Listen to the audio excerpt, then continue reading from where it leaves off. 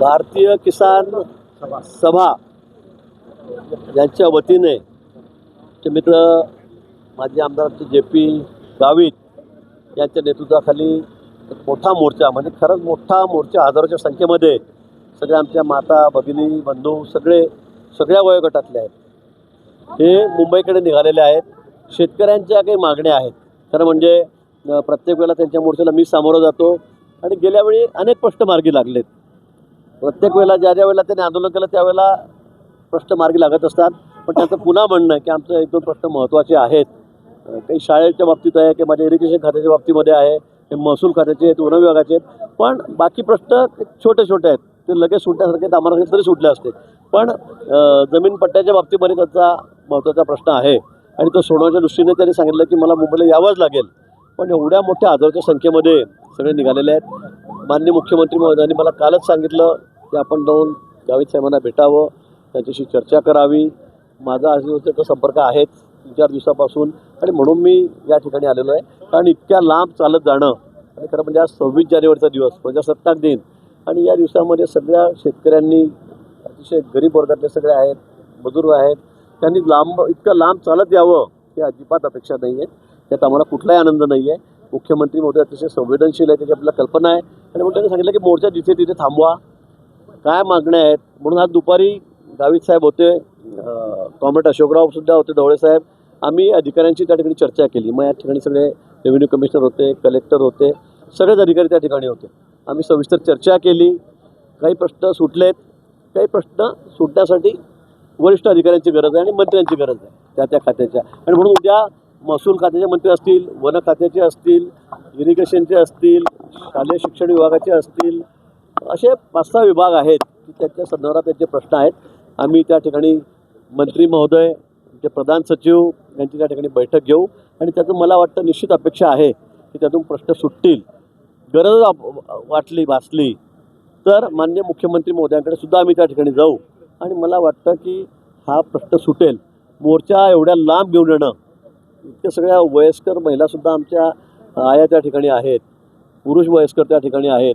मला वाटतं यांना मुंबईपर्यंत येण्याची गरज भासणार नाही. उद्या या बैठकीमधून निश्चित जी अपेक्षित आहे ती फलनिश्चिती होईल. आणि म्हणून विनंती करायला मी या ठिकाणी आलेलो आहे की रात्री ज्या ठिकाणी मुक्काम कराल त्या ठिकाणी आपण तिथेच उद्या दुपारपर्यंत थांबा. आपलं सोल्युशन निघणारच आहे आणि नंतर मग आपण या ठिकाणी मोर्चाचा समारोप करावा. साधारणतः बैठक किती वाजता होईल यांच्यासोबत? उद्या 12 वाजता कॅबिनेट मीटिंग आहे. कॅबिनेटची मंत्रिमंडळाची बैठक झाली की लगेच 5 मिनिटांमध्ये आम्ही त्या ठिकाणी जे अपेक्षित मंत्री आहेत, आवश्यक मंत्री आहेत ते आणि त्यांचे प्रधान सचिव, अजून अधिकारी असतील, ते सगळे आम्ही त्या ठिकाणी बैठक घेऊ. आंदोलकांची जी भूमिका आहे की जोपर्यंत अंमलबजावणी होत नाही तोपर्यंत आम्ही पुढे मुंबईच्या दिशेने. मला वाटतं गावित साहेबांनी अनेक वेळेला मोर्चे काढलेले आहेत. मी त्याचा साक्षीदार आहे. प्रत्येक वेळेला मीच समोर येतो आणि अनेक प्रश्न आहे, म्हणजे आतापर्यंत त्यांचे 15-20 प्रश्न असतील, त्यातले अनेक प्रश्न सुटलेले आहेत. 2-3 राहिलेले असतील, पण आंदोलनातून चर्चेतून प्रश्न सुटत असतात. त्यांची भूमिका आग्रही आहे, ती असलीच पाहिजे. कारण मी पण आंदोलनाचाच कार्यकर्ता आहे. मी पण 35-40 वर्षाला निवडून येतोय. मला मी विरोधी पक्षात अनेक वर्ष राहिलेलो आहे. त्यामुळे त्यांचा स्वभाव आहे, मला माहीत आहे, लढणं गरिबांसाठी, कष्टकऱ्यांसाठी. तुमचा पण स्वभाव आहे. तुम्ही यांनी तहसीलदारच्या ऑफिसमध्ये जनावर टाकून दिले. तर हे अपेक्षितच आहे मला त्यांच्याकडून. ते काही नवीन नाही, आम्ही अनेक वर्ष त्यांचं काम बघतोय. पण मला वाटतं की उद्याच्या चर्चेतून अजून प्रश्न सुटतील. 2 वर्षाने पुढे ते काढतील, कारण नवीन प्रश्न निर्माण होतील. पण मला मी तसं आता शेवटचं सांगणं की आता तुम्ही असं एवढं मोर्चा घेऊन एवढ्या लोकांना त्रास देत तिकडे आणू नका. आपण जरी त्या ठिकाणी बसलो, तुम्ही सांगितलं मुख्यमंत्री महोदयांकडे बसू, मंत्र्यांकडे बसू, नाही झालं तर CM साहेबांकडे बसू. पण मला वाटतं की आपल्या मागण्यातून हे प्रश्न सुटत असतात आणि म्हणून पुढच्या वेळेला तरी असा इतका त्रास लोकांना आपण देऊ नका. तुमच्यावर आहे अवलंबून. बिलकुल आमच्यावरच आहे. उद्याच्या आता अनेक प्रश्न सुटले ना, मी सांगितलं असेल आपल्या आतापर्यंत 20 प्रश्न असतील तर 15 प्रश्न सुटलेले आहेत. आपण मान्य करायला ते इरिगेशनमध्ये तुम्ही बघितलं, सांगितलं तुम्ही मला, आम्ही मागच्या वेळेला तुम्ही मला 7 बंधारे बांधून मी 5 मागितले, तर जरा असे अनेक प्रश्न आहेत की जे सुटत असतात. पण निश्चित उद्याच्या बैठकीमधून फलनिश्चिती होईल आणि यातून मार्ग निघेल. या मोर्चाला मुंबईपर्यंत यावं लागणार नाही, निश्चित मला अशी अपेक्षा आहे. एक वेगळा प्रश्न, आज सकाळी जे काही प्रजासत्ताक दिनाच्या दरम्यान झालं होतं त्यानंतर आपल्यावर ॲट्रॉसिटी दाखल करावी अशा पद्धतीचा एक सूर मागणी होती. खरं म्हणजे मला आज खूप वाईट वाटलं. त्या विषयावर बोलणार नव्हतो.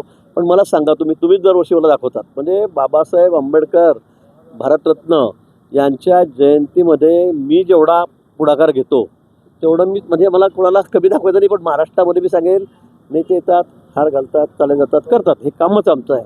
पण मी सर्वसामान्य कार्यकर्त्यांसारखा मिरवणुकीमध्ये शेवटपर्यंत हजर राहतो. तुम्ही माझ्या मतदारसंघातून विचारा, म्हणजे मी असं म्हणत नाही, विचारा. म्हणजे सगळ्या जयंतीसाठी आग्रही मी असतो. तालुक्यामध्ये सगळ्या गावात जयंती निघाली असते एवढा आग्रह मी असतो. तिथे सगळी वाजगिरीची व्यवस्थासुद्धा मी करत असतो. आणि प्रत्येक मिरवणुकीमध्ये ट्रॅक्टर सुरुवात असेपर्यंत त्याच्यावर बसून लेझिम खेळताना तुम्हीच मला दाखवतात. 40 वर्षामध्ये एकही वर्ष असं झालं नसेल की अंगामध्ये मी निळा शर्ट घालून बाबासाहेबांची जयंती साजरी केली नाही. एकही वर्ष असं नसेल. म्हणजे तुम्ही सगळे तुमच्याकडे तुम्ही दाखवलेलं क्लिप सगळ्या चॅनलवर तुम्ही दाखवतात. आणि खऱ्या अर्थाने बाबासाहेबांचे विचार असतील, समरसता असतील, ते जोपर्यंत मी काम करतो. माझ्या मतदारसंघात तुम्ही विचारा, प्रत्येक लग्न कार्यात, मरणात असं एकही विषय नसतो मी त्याकडे जात नाही. वाड्यात जाऊन जेवणारा मंत्री असताना आतापर्यंत आजपर्यंत सुद्धा मी कार्यकर्ता आहे. मी मातंग समाजाचा आमचा वाडा समोर आहे, तिथे जाऊन मी त्या ठिकाणी जेवण करत असेल, लग्नात जात असेल, अण्णाभाऊ साठेची जयंती माझा किती त्या ठिकाणी पुढाकार असतो. वाल्मिकी समाजाचा आमचा वाडा आहे, त्या ठिकाणी सुद्धा त्या ठिकाणी त्यांच्या कार्यक्रमाला जाऊन त्यांच्या घरामध्ये बसून मी खऱ्या अर्थाने सामाजिक समरसता जोपणारा कार्यकर्ता आहे. मी संघाच्या मुशीत वाढलेलो आहे, ते मला माहीत आहे काय काय नाही. आणि म्हणून मला असं वाटतं की सगळ्यात मोठा पुढाकार घेणारा माणूस मी. आमच्या गावामध्ये जामनेरमध्ये एवढा मोठा शहर आहे, एकही पुतळा नव्हता. गेल्या वर्षी छत्रपती शिवाजी महाराज आणि बाबासाहेबांचा पुतळा जिल्ह्यात 2-3 जिल्ह्यात नसेल एवढा मोठा भव्यदिव्य पुतळा मी त्या ठिकाणी उभा केला. त्यांचं स्मारक त्या ठिकाणी उभं केलं. सगळे लोक किती आनंदित आहेत. मिरवणुकीमध्ये अशी एकही मिरवणूक नसते की त्या मिरवणुकीमध्ये मी नसेल, कधीच नसते. तुम्ही विचारा. पण आता अनावधानाने एखादं नाव घ्यायचं राहून गेलं आणि म्हणून मला वाटतं त्याच्याबद्दल एवढं गोंधळ कशासाठी हा काही फार मी जाणीवपूर्वक काहीतरी अर्वाच्य बोललो, उलटं सुलटं बोललो, पण नाव राहिलं म्हणून तुम्ही एवढं त्याचं हे करावं. मला काही समजलं नाही हा विषय. तर कसा आला विषय, कशामुळे आला असं नाही आहे. आता प्रजासत्ताक दिन होता, ठीक आहे, मी म्हटलं भारत माता की जय, वंदे मातरम, छत्रपती शिवाजी महाराज की जय, 3 गुण असल्या. बाबासाहेबांचं समजा अनावधानाने माझं नाव राहून गेलं. त्याबद्दल मी तात्काळ दिलगिरी व्यक्त केली. म्हटलं नाही, त्या भगिनींच्या भावना दुखावल्या असतील, मी दिलगिरी व्यक्त करतो. पण मी खरंच सामाजिक समरसता जोपणारा माणूस आहे. बाबासाहेबांचा अनुयायी सुद्धा म्हणण्याची मी आहे, त्यांचे विचार जोपासणारा आहे. मला वाटतं यावर विषय थांबायला पाहिजे होता. पण अॅट्रॉसिटी गुन्हा दाखल करा असं आपल्याला नाही म्हणता येत. उलट त्यामुळे तुम्ही समाजामध्ये असं काही एक शब्द पसरू नका, माझं असं म्हणणं आहे. तुम्ही कोणालाही विचारा, जळगाव जिल्ह्यामध्ये भुसावळला मी किती कोटी रुपये दिले विचारा, कोणी देत नव्हतं आतापर्यंत. मी किती कोटी रुपये दिले स्मारकासाठी बाबासाहेबांच्या, हे आपण तपास करून घ्या. जिल्ह्यात विचारा माझ्या.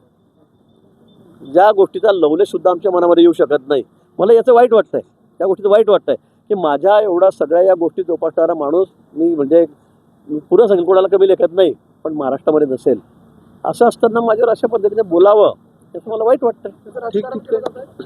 आता मला माहीत नाही त्या आमच्या भगिनी कोण आहेत, काय आहेत, पण मी दिलगिरी व्यक्त केली की बाबा अनावधानाने झालं असेल. माझ्या मनामध्ये तसा हेतू नाही. आणि तुम्ही जळगाव जिल्ह्यात विचारा, या सगळ्या गोष्टींबद्दल माझ्या काय भावना असतात, सगळे उत्सव मी कशा पद्धतीने साजरे करतो, सगळे तुम्ही विचारा. बाबासाहेबांच्या जयंतीच्या दिवशी सगळं गाव जेवण देणारा माणूस मी आहे. आणि त्यांच्याबरोबर बसून मी जेवतो स्वतः वाड्यामध्ये जेवण देऊन. हे पण विचारा लोकांना. मी नाही म्हणत असेल तर कोणी म्हणजे कोणा सत्यता काय लगेच तुम्ही सगळ्यांना दाखवतात महाराष्ट्रावर आहे. मग एवढं असताना सुद्धा अशा पद्धतीने माझ्याबद्दल काहीतरी लोकांची मनं कलुषित करायची, असं बोललं जावं, मला याच्या खूप वेदना होत आहेत मला या गोष्टीच्या. ठिकठिकाणी आता आंदोलनाची देखील हाक दिली जाते, वेगवेगळ्या संघटना राजकीय त्यांनी ते करावं. त्यांना कोणाला काय करायचं, राजकारण करायचं असेल तर मला काही माहीत नाही.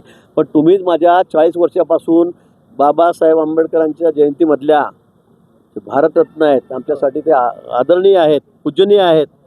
मला तुम्हीच दाखवा ना. 40 वर्ष झालं, माझं 1 वर्ष चुकलं का की अंगामध्ये या अशा निळ्या कलरचं शर्ट मी घातलं नाही. मी काही नुसतं असं हार घातला आणि चाललं गेलो असं नाही आहे. शेवटपर्यंत एवढ्या उन्हामध्ये 46-45 टेम्परेचरमध्ये मी मिरवणुकीत फिरणारा माणूस आहे. माझ्या कार्यकर्त्यांनी मी आवडून सांगतो की एकाने घरी राहायचं नाही, सगळ्यांनी त्या ठिकाणी हजर राहावं. मग अण्णासाहेब साठे असतील, बाबासाहेब, मीच जयंती साजरा करतो. म्हणजे सगळ्यात मोठा पुढाकार माझा असतो, सगळ्यात मोठी मदत माझीच असते सगळी. त्यांना विचारा तुम्ही आमच्या कार्यकर्त्यांना. आमच्या मतदारसंघामध्ये म्हणजे नाशिकला तुम्ही बघा, आता आमच्याकडे ॲडव्होकेट बडोले, श्याम बडोले कार्यकर्ता चांगला आहे. आम्ही त्याला इतकी कॉम्पिटिशन होती की गटनेता कुणाला करायचं, सांगितलं आम्ही, मी मुख्यमंत्री मोरांची परवानगी घेतली, अध्यक्षांची आमच्या परवानगी घेतली रवी चव्हाणांची. आम्ही त्यांना केलं बडोदेंना. चांगले चांगले लोक मागत होते, सिनियर लोक मागत होते, पण म्हटलं नाही, बडोदे प्रामाणिक कार्यकर्ते निष्ठावान आहेत, त्याला दिलं पाहिजे, आम्ही दिलं.